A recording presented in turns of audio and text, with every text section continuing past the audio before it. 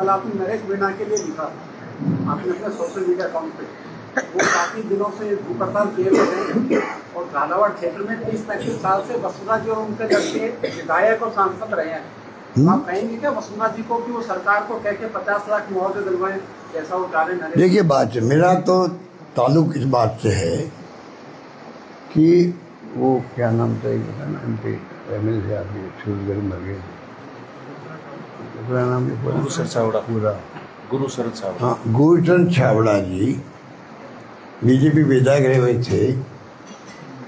वो व्यक्ति शराबबंदी को लेकर आंदोलन करते थे, शायद आपको मालूम होगा कि लोगों को। और जब मैं था मुख्यमंत्री तब भी उन्होंने आंदोलन किए थे, तो मैं 2 बार गया अस्पताल, मनाया, पटाया, मांगे मानी, कुछ किया और ख़त्म करवा दिया। आप हंसी क्यों आ रही है?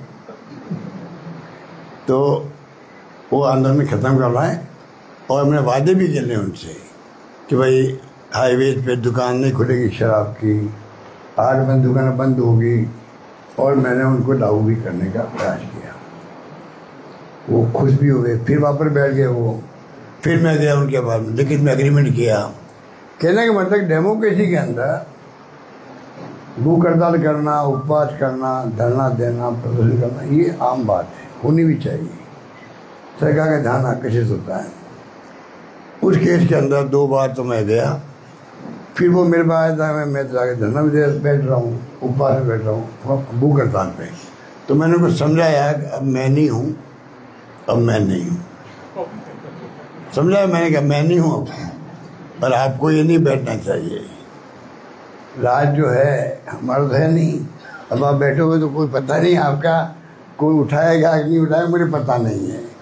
तो वो थोड़े थे उनके दिमाग में, बैठ गए जाके, कोई मिलने नहीं गया उनसे। सरकार बीजेपी की थी, मिलने गया नहीं। तो एक जगह मैं 10-12 दिन हो गए मेरे ख्याल से, एक मैं टी के बैठक में गया था, वहाँ मुझे राठौड़ साहब मिल गए जो मंत्री थे उस सरकार में।